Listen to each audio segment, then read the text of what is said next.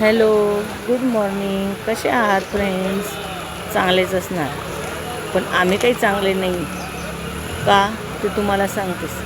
पण सगळ्यात पहिले तुमचं आपल्या चॅनलमध्ये यूट्यूबच्या फॅमिलीचं स्वागत आहे. तर असो, का चांगली नाही आहे किंवा आम्ही काय संकटात आहे ते तुम्हाला आज सांगते मी. फ्रेंड्स, आज निसर्गाने आम्हाला म्हणजे आम्ही आज सकाळी उठलो तर बघतो तर काय, बाहेर तुंबांचं आमच्या पायरीपर्यंत पाणी जमा झालेलं आहे. जसं नदीला पाणी पूर येतो ना, तसंच. आम्ही अचानक एकदम शॉक झालो की असं कधी होऊ शकतं का. माझ्या जीवनातला असं मी कधीच बघितलेलं नाही. फर्स्ट टायमाला मी बघितलेलं आहे हे. मला तर असं वाटत होतं मी पुण्याला आहे का मुंबईला आहे. मुंबईला जसं असतं ना, तसाच नजारा आज आमच्या इथे घडला.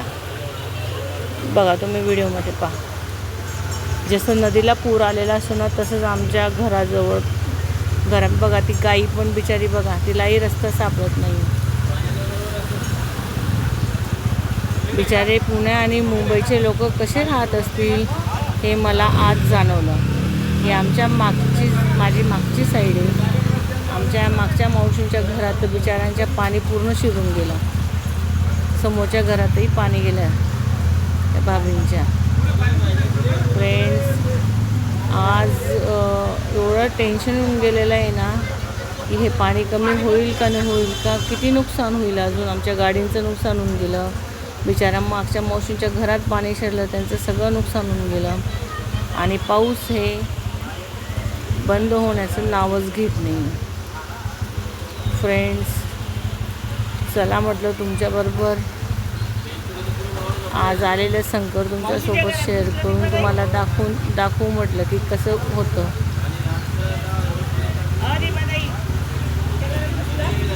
माझ्या यूट्यूबचे मित्रमैत्रिणी किंवा न्यूजमध्ये मी जेव्हा बघायची तेव्हा मला असं वाटायचं की असं असू शकतं का.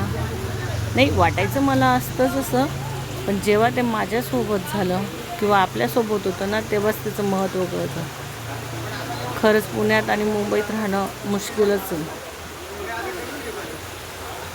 पहिले मी न्यूजमध्ये किंवा व्हिडिओ बघायची ना, तेव्हा बघायची मी. पण आज तीच गोष्ट रिअलमध्ये आमच्यासोबत झाली किंवा माझ्यासोबत झाली. आज मी जवळून आणि रिअल बघितलं.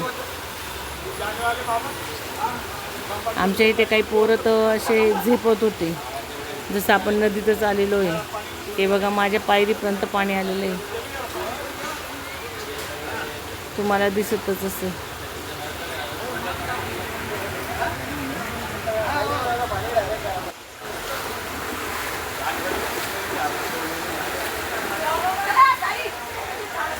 फ्रेंड्स, बघा माझ्या गेटपर्यंत पाणी होऊन गेलेलं आहे. हे पाणी बंद व्हायला पाहिजे. पाणी जर बंद नाही झालं तर भीती वाटून राहिली कसं होईल असं.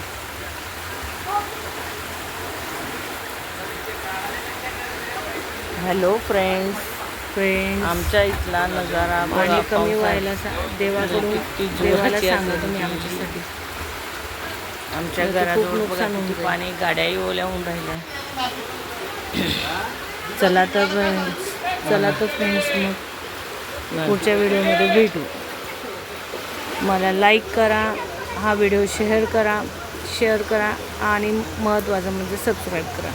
तुम्ही माझ्या व्हिडिओला सबस्क्राईब करत नाही. मुलगा बघा कसा पोहतोय, झेपून राहिला. बाय मग.